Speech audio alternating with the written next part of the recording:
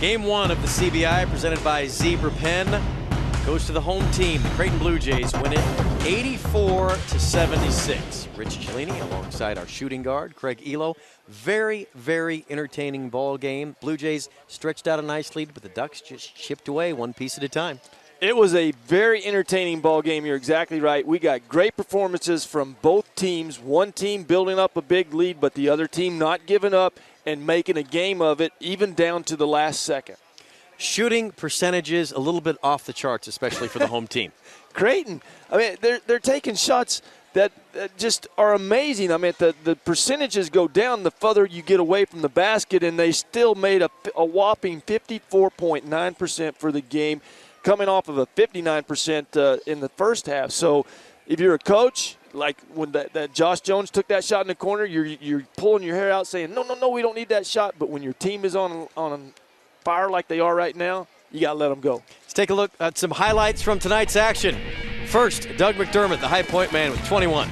He got the Blue Jays started off. He knocked down a three-baller early, and then his inside game, which you don't think he should be able to do, but he uses his body very well and his length in there.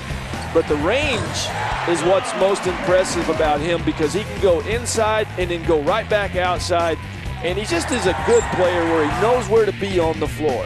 So we go from a freshman to a sophomore, Gregory Echenike. Echenike was just a real man tonight. He just showed all of his man strength tonight on the offensive end and the defensive end. 4 block shots. Big for the Blue Jays when you can block shots and take possessions away from the Ducks. Also had 15 points and 9 rebounds. A look at the numbers. Look at that. 55% for a game from the floor for Creighton. You're not going to lose many games when you shoot that well. No, and it's just amazing. And teams have got to be – you always talk about the background and the way guys play. With this arena, there's hardly any background in here, so they're comfortable shooting in here, so it could be to their advantage when a team comes in here because there is so much space in here. But this team was phenomenal tonight, the way they shot the basketball with confidence. They no hesitation whatsoever. All right, it's about time to take your Zebra Pens and head to the airport. We need to travel to Eugene. Game 2 is going to be on Wednesday. What can you expect? Oregon gets the game at home. I think Oregon's got to come away with this ball game with, even though they lost the game, with a little bit of confidence. When that lead was so big, they were able to chip away with it, like you said. And when a team is able to do that, then you know if you got them the next night that you got an opportunity. And I think the Ducks feel like they came in here. Yeah, they didn't win the W, but they won. Well, coaches won't say moral victories, but I will. I'll say a moral victory. I think they got to be good, feel good about themselves going back home. And if you say it, I'm going to believe it.